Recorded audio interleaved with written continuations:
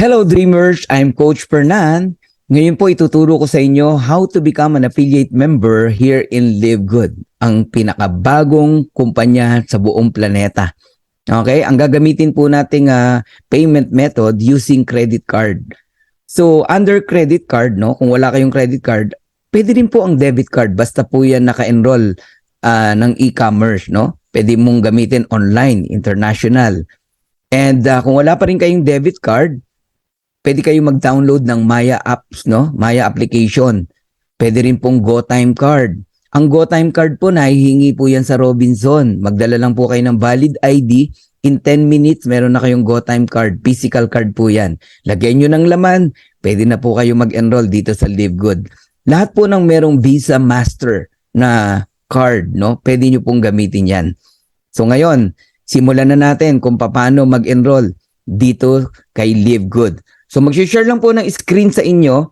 Importante po na mahingi nyo po yung link ng inyo pong sponsor. Yung sponsor nyo po, yan po yung taong nagmalasakit sa inyo kung bakit nakita nyo itong opportunity na to. Ganito po ang itsura ng link. Ayan. Okay? Merong livegoodtour.com. Tapos yung pangalan ng taong nag-invite po sa inyo. So i-click nyo po yan. Ito po yung lalabas. Then pwede nyo pong panoorin yung video. Mga 5 minutes video lang po yan. Makikita nyo po yung overview ng kumpanya po natin. And of course, pag interested po kayo, yan, fill upan nyo po yung form na yan. First name, last name, email address. Yung email po na ilalagay nyo po yung active, yung ginagamit nyo po talaga. Then click reserve my position now. Pag na-click nyo po yung reserve my position now, ito po yung lalabas. Ayan, congratulations, Kathleen, your temporary free enrollee position is in. Ayan. So, pag nakita nyo po yan, kung ready na po yung card nyo, no, na pambayad, i-click nyo po yung lock in your position. Pero kung hindi pa po ready yung pambayad nyo, bukas ka pa magbabayad, balikan nyo po sa email. May matatanggap po kayong email from Live Good Team. I-click nyo po yon, and then i-click nyo po yung secure my position. Ayun na, pipil upan nyo na po yung form. Pero kung ready na po yung pambayad nyo, diretso na tayo. Lock in your position. Ito naman po yung makikita nyo. Magpipil up na po kayo. Nandiyan na yung pangalan nyo, last name nyo, di ba? Email, then phone number. Fill upan nyo po lahat ng nakikita nyo. Information nyo po yan. Okay, phone number, and then pagagawain po kayo ng username. Ang tip ko po sa inyo, pag gumawa kayo ng username and password, isulat nyo po nang hindi nyo po makalimutan. At yung password, wag pong lalagpas sa 16 characters, no? And wag din po bababa sa 5 characters. Pag nagawa nyo na po yan, pipili po kayo, option 1 or option 2. Ano ba tong option 1? Ang option 1 po, ito po yung one-time $40, no? To become an affiliate member plus $9.95 monthly membership po yan. Kaya ang total po is $49.95. So next month po, $9.95 na lang po yung babayaran nyo po. Ide-debit yun sa card nyo. Okay? Ngayon, kung option 2 yung pipiliin nyo po, 1 year po yan. Naka-discount kayo ng 20%, no? So, one time $40 and then $99.95 yearly membership. Imbis na 12 months yung babayaran mo na 9.95, 10 months lang ang siningil sa'yo. Nagigets nyo po ako? So, nakatipid ka dyan at wala ka nang inaalala monthly na babayaran. Next year ka na magbabayad muli. Tuloy natin. Okay, pilapan nyo po lahat yan. Ayan, yung country, kung anong country kayo, kung Philippines, okay?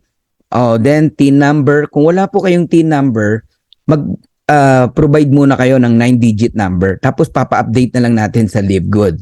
Okay? Then name, pangalan nyo po yan. And then address.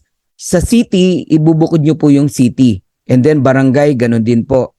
Ibubukod nyo rin doon. And then state, province. Yung state, province, 2 to 3 character po ang ilalagay nyo po. Halimbawa, Cagayan o CAG lagay nyo. Kung Isabela, ISA, 3 character po. Florida, FL lagay nyo po. O, ganun po yon.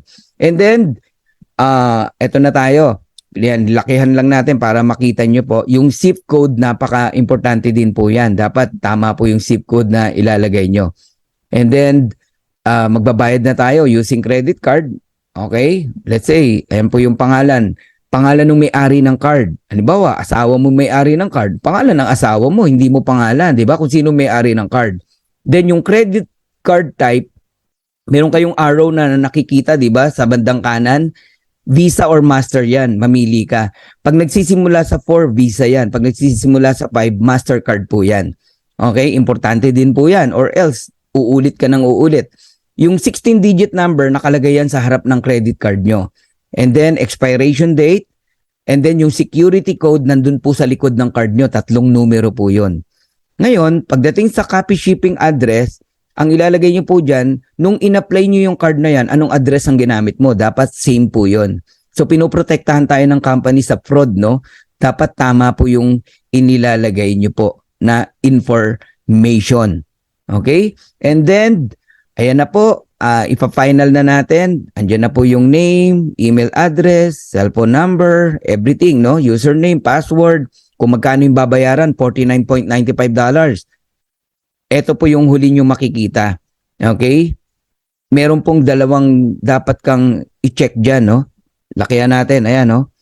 Ayan. I understand that I will be charged $49.95 immediately today and $9.95 per month. Ayan. Pwede mong i-cancel yan anytime. And then, I agree to the policies and procedure. I-check nyo po yan. And then, i-click nyo po yung complete my sign up. Pag na-click nyo yung complete my sign up at wala pong error, ito na po yung lalabas dyan. Ayan, join success. Okay? And then, click continue. Ang lalabas na po dyan, ganito po ang itsura. You're in control. Pero pangalan nyo po yung nakalagay dyan. Ibig sabihin, member na po kayo. Okay? So, may natutunan ba tayo? So, maraming salamat guys. Hanggang sa muli.